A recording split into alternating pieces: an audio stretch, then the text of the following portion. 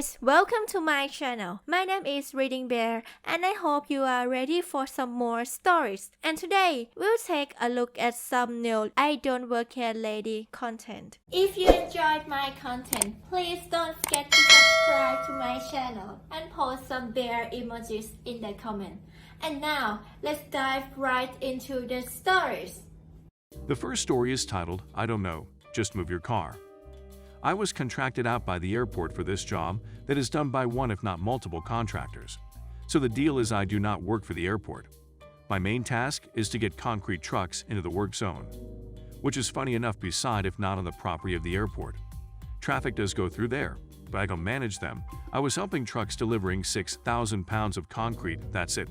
There is a parking lot on the airport property as well as a SkyTrain metro line. I do not work for either company. Yet it amazes me how many people think I work for the airport. Part 1. After seeing a truck pulling up to the entrance of my site, I see a Karen pull up in a BMW to the left side of the entrance. Now I'm in the middle of the lane. I don't answer questions that I don't know, so I just say I don't know and move on. She comes up and asks, "Excuse me, but could you?" She yells the last part cause the truck is pulling in now and it's loud. I can't hear her. "Could you tell me how to get to the arrivals bay? I'm picking somebody up. There is a sign directly overhead that says this stuff and where to go." Me? "Sorry lady, I'm not directing traffic today." Her, "Yes you are. Don't lie to me." Me, annoyed. "Lady, my main focus is the trucks, not you. If you can't read the signs above your head then I can't help you." And went back to work. She screamed for about another second before hearing a honking behind her to move. She sped off after that. Part 2. After seeing a Porsche sub with a blown tire and an idiot driving it, I was again getting another truck and when another family drove up asking another stupid question. Them, "Excuse me, but do you know where the car return place is to drop off my car?" Me, looking up then down into the car. "If you can't read the sign, I can't help you." Them, "Fine, thanks for the help," and sped off. I'm sure if they told the gate manager, they would have no clue who I was because I don't work for the airport anyhow. P.S. I have been awake since 1:30 a.m. and really right now all I want is sleep, and I thought this story should come first. So I hope you enjoy it. The next story is titled, Park in Employee Parking. BS, I'm not an employee. I'm female and was 24 at the time. This happened over the course of a few weeks about 2 years ago. I was working as a construction/design engineer for hospitals, plumbing and air conditioning. I work for a company that's hired by the hospital, not for the hospital itself. My company had been hired to do an ER renovation on an old hospital, and the plans for the existing building were really old/damaged, or just didn't exist anymore. As low man on the totem pole, I got the fun job of going out to the hospital to document/investigate the existing building. Lots of going up on ladders and looking above the ceiling to track down pipes and ducts and such. Because this was an ER and therefore 24 HRS/day, we had to time our investigation for non-busy times, namely 3 a.m., 7 a.m. in the middle of the week. I was also working my normal office hours because my job offered overtime or in lieu hours, and I needed the overtime pay, college loans, law. So for all these interactions, I was exhausted and just didn't give a crap. So on to the story. I had to park in the hospital parking garage on the top floor to be out of the way of patients and visitors. I had finished early because an emergency had come into the ER and I had to get out of the way. I had some extra time, so decided to close my eyes for a bit before driving to the office, when I was woken up by a tapping on my window. A man was peering in the window. We will call him Parking Dude PD. I waved at him thinking he was just making sure I was all right. I was sleeping in a hospital parking lot. PD gestured for me to roll down my window, so I cracked it to hear him better. He gruffly declared that employees are to park in the back lot or on the street if that's full. "Next time I'll have you towed." He then turned and marched back to his golf cart, which he blocked me in with. As I called out, "I don't work here." He left. I left and went to work thinking it was a one-time deal. Little did I know.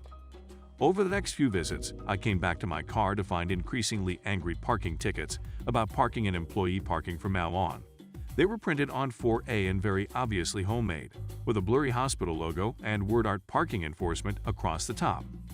The notes threatened booting, towing, and demands for my supervisor's name so I could be reported. I wish I still had them to share with you, my coworkers, and I had quite a laugh over them. I'd even left a note on my dash saying I wasn't an employee, and the next ticket had a rant about lying and that you will be written up for lying once I get your supervisor's name. Then, one morning I came out to find PD waiting for me.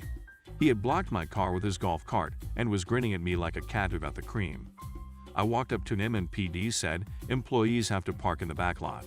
You are in so much trouble. I demand to speak to your manager." Yes, he really said it. "Give me their name and number and the department you work for. I won't let you leave until you give me your manager's name." He did have my car blocked in. I tried to explain that I wasn't an employee. I pointed out my outfit, work boots, jeans, safety glasses, and a tool belt with flashlights, tape measures, lasers, and a clipboard with my drawn plans, and told him that this is where hospital admin had told us to park. But he insisted that my disguise wasn't going to trick him and demanded to speak to my manager. I was so exhausted and wasn't really up to arguing, so I just pulled out my business card and my boss's card and handed them over. I had told my boss about this, and he just told me to ignore it, as he had confirmed with the hospital that's where I was supposed to park. This dude pulled out his phone and called my boss and reported me. My boss, an older gentleman who is also president of the company, later told me he had told PD that he had to let me leave or he was calling the police. When the dude hung up, he told me, "I'm letting you leave this time, but next time you park here, I'll boot your car and find your real manager's number and report you. Some trick with your friend won't work." He got in his golf cart and zoomed away. Luckily, my boss found this whole thing hilarious. It was about a week before I went back. Bad weather equals busy ER equals no work for me, and I was almost done with my task. I would be back after construction started, but it's all on hold now because of COVID. I had finished for the day once again and headed out to my car to find he had sort of done what he had threatened. There was a thick chain loop through the handle of my driver's side rear door and a cinder block all tied together with a large padlock. I knew this guy was a bit nutty, but I also had figured out he didn't have any real authority. So to find this half-clever, half-poorly thought-out ball and chain attached to my car was a bit of a surprise. Now, I got into engineering because I like solving problems. I actually don't really like math, even if I'm not half bad at it. And this wasn't a particularly complex problem. I simply rolled my back window down and lifted the cinder block and excess chain into my car and then drove away. I passed PD on my way out. To say he was shocked was an understatement, and I gave him a jaunty wave as I drove by. It was a cold drive back to my office with the window open, but it was worth the look on his face.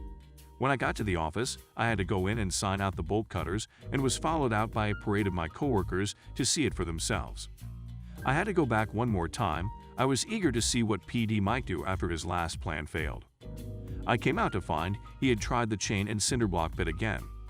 This time he had wrapped the chain around the bottom of the wheel a few times and had the cinder block tied pretty close to the wheel and the chain through the handle again. It was definitely chained in a way that would take a lot more ingenuity to get out of, or a pair of bolt cutters I had returned to the office, just in case. I cut through the chain, unchained the car, and then loaded the whole lot into my trunk. PD must have been harassing some other person, because he only pulled up as I was backing out of the spot. He blocked my car again with his cart and jumped out. He came to my window, and I did roll it down just to see what he had to say. Hey, where are the chains? How did you get loose? This is stealing. Is it stealing to take stuff he attached to my car? I will have your job for this. I never did hear the rest of the rant, as I yelled magic and I'm not an employee, during a pause for breath and drove around his cart and away. It was the most dramatic exit of my life and will probably never be topped. It was my last day there for now, and I've since gotten a new car, so I'm not sure if he'll run into PD again. I'd like to think he is still puzzled over how I managed to unchain my car. My boss did lodge a complaint, but I don't think anything came of it. Anyway, that's my I Don't Work Here story. Hope it was worth the read. The next story is titled Clean Up My Sidewalk. This happened about 3 months ago. I work at a laundromat in a small city as a janitor. I do what you would expect clean. One of the things I do is to clean the parking lot and sidewalk. The next building down is a soul food restaurant. This one day, I was sweeping up the trash on the sidewalk near the property line that separates the laundromat from the restaurant. The owner of the restaurant, a foreign man with a heavy accent, pulls up to the curb and asks me why I'm not doing my job right. I tell him I'm doing everything I'm supposed to and I don't see anything wrong. Then he pointed to all the trash on his property, asking why I'm not picking it up. I tell him it's not my responsibility to clean his property. He then complained some more in a very angry voice, But because of that combined with his accent, I couldn't understand him very well, so he calmed slightly. Then he proceeded to explain to me how he took English classes, and he knows I can understand him and how I'm pretending I can't. He pulls his car up a bit farther, gets out and enters his restaurant. Haven't talked to him since. The next story is titled, I Don't Work Here Lady, Will You Marry Me? This was 3 years ago. It was December. I remember because it was the day before my birthday. I was in a big box store. One that combines a grocery store with clothing, electronics. You get the picture. I saw a cashier I knew standing at the end of her register on her cell phone. How she was getting away with it, I don't know. When I saw a woman who was clearly vision impaired tried asking the cashier for help, but kept blowing her off. I heard her say, "Go ask someone else." Now, I am a Boy Scout at heart. Mom, Dad raised me to help others in need if I see they need help. I walked up to the lady and asked if there was any way I could help. She said yes, she wasn't used to the new layout since they remodeled. From experience in high school, a girl I had a huge crush on who was visually impaired to hold my arm, my elbow out so I could guide her. She carried the hand basket and would tell me what she needed. We talked, and she told me how in school she had a nice friend who did the same for her. I said he seemed like a decent guy. She told me he was kind of short and had a squeaky voice, but seemed shy. I helped her with her shopping, and when we were done, we went to the register, and the cashier who had blown her off said, "Hi Ricardo, how are you today?" Don't hi Ricardo me. This young lady tried asking you for help, and you blew her off, just stood there yakking on your phone. Just ring us up. The young lady said, "Wait, Ricardo, did you go to GW High?" I said, "Yes, I did." "Ricardo, you don't recognize me?" Then it hit me, "Sandy, is that you?"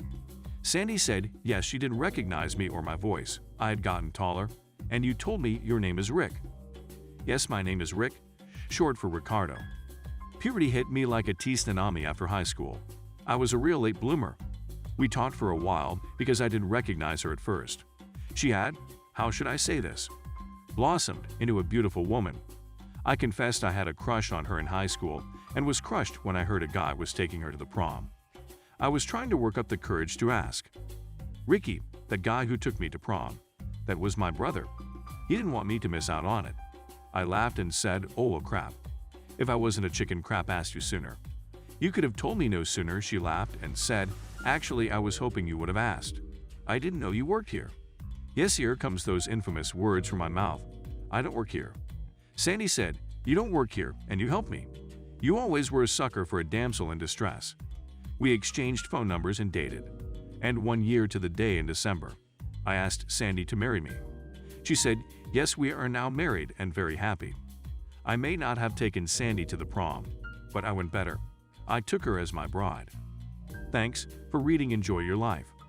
When things seem bad, who knows your I Don't Work Here Lady may be the one you love. The next story is titled, No Random Lady, Your Bratty Daughter Cannot Ride My Horse. I, 20F, was grooming my horse Clyde yesterday when a woman came up to me, tugging along a kid around 6 or 7. For context, the stable hands/trainers don't need to wear a specific clothes, although they usually wear the stable's shirts to be more recognizable towards new people. I was wearing some tan breeches and a red polo, nothing really special, but I tended to get confused as staff pretty often, which I understand. The Karen was wearing way too expensive-looking clothes to be at a barn, but I assumed she was just going to drop off the kid and come back at the end of the lesson. As I saw her direct her attention towards me, I prepared my whole speech about how I didn't work there and where I could direct you to go. Before I could even get a word out, she launched into a tirade about how terrible the service was and how she had spent hours trying to find someone to help her. I doubt it was more than 5 minutes. The stable wasn't that big. "Oh, I don't," I began, being cut off by her screaming in my face to let her kid ride my horse. I tried to calmly explain that no, her kid couldn't ride my horse, and no, she cannot let her ride any other horses in the barn. Not matter what I said, I couldn't convince her that I didn't work there, and that couldn't just let her daughter ride. Clyde is not fully trained as I recently got him, and still very young and inexperienced. I wouldn't even let a kid groom him, as he tends to nip at people. The kid proceeded to try to duck past me and try to pet his nose. I grabbed the kid's shoulder and gently pushed her back, genuinely worried about Clyde biting her. Karen gasped and screamed, "My daughter has every right to touch that horse. She's probably even better with horses than you are. Besides, you're just a worker, so you don't you dare push my kid." That made me blow my casket. Your daughter is not going to touch my horse. He is not suitable with kids and could injure your daughter. Your daughter does not know more than me. I've been riding for 15 years, and I don't work here. Leave me alone, I shouted, wanting to punch that Karen straight in the face. At this point, my horse was starting to freak out, and I turned to lead him back to his stall and just calm him and myself. Some band staff came running over, trying to assess what was happening. The woman kept screaming at me, but I just couldn't deal with her anymore and walked away, since the staff had her occupied. My friend, who worked there, told me that they had to threaten to call the cops to get her to leave, because she kept demanding to have her child ride every single horse she saw. She is also banned from the stable now, so happy ending at least. The next story is titled, "Ma'am, just because I'm Latino doesn't mean I work at this Mexican restaurant." For context, where I live, our state has recently allowed restaurants to open indoor dine-in service with expanded capacity.